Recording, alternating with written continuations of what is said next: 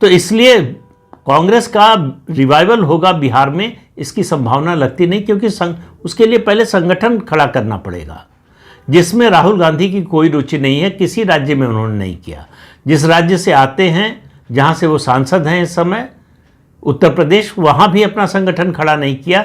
लोकसभा चुनाव में समाजवादी पार्टी के समर्थन से जरूर 6 सीटें जीत गए हैं, वरना वहां पर उत्तर प्रदेश में भी उनकी पार्टी का कुछ है नहीं, जनाधार है नहीं, राहुल गांधी के नाम पर वहां वोट पड़ते नहीं। इस तरह की कोशिश एक समय बीजेपी ने भी जेडीयू के साथ करने की कोशिश की थी कि जेडीयू हट जाए तो हम बड़ी पार्टी बन जाएंगे, तो जेडीयू का जनाधार हमारे पास आ जाए और नीतीश कुमार से छुटकारा पा लें। लेकिन बीजेपी को जल्दी समझ में आ गया कि बिहार की राजनीति में जब तक नीतीश कुमार हैं, सक्रिय हैं, तब तक बीजेपी उनसे अलग होकर अपना कोई बड़ा अस्तित्व स्थापित नहीं कर सकती। उसे अगर बिहार की राजनीति में प्रासंगिक बने रहना है तो नीतीश कुमार के साथ ही चलना पड़ेगा।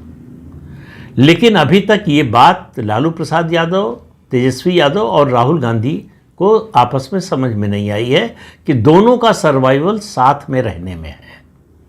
अलग होने पर दोनों का गिरना, दोनों का पतन होना तय है। लेकिन अब दोनों ने एक तरह से ठान लिया है कि आर पार की लड़ाई हो जाए, मैं नहीं या तू नहीं।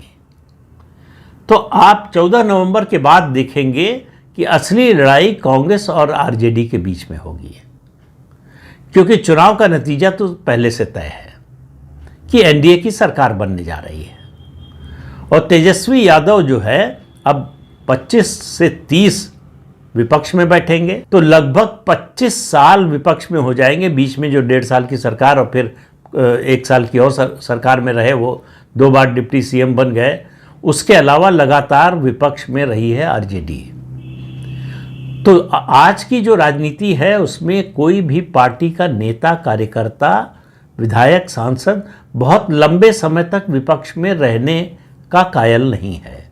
वो समय चला गया जब कांग्रेस का वर्चस्व था और विपक्षी पार्टियां सबसे ज़्यादा, उनका सबसे बड़ा उद्देश्य होता था एक प्रभावी विपक्ष की भूमिका निभाना।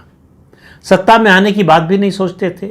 अब पार्टियां, सभी पार्टियां किसी न किसी समय सत्ता में रह चुकी हैं, तो सत्ता से दूर रहना उनके लिए मुश्किल हो गया है। तो सत्ता से 25 साल तक दूर रहने के बाद आरजेडी के लिए पॉलिटिकली सरवाइव करना, और उसमें भी कोढ़ में खाज ये कि अगर पूरा लालू परिवार जेल चला जाता है तब और कठिन हो जाएगा।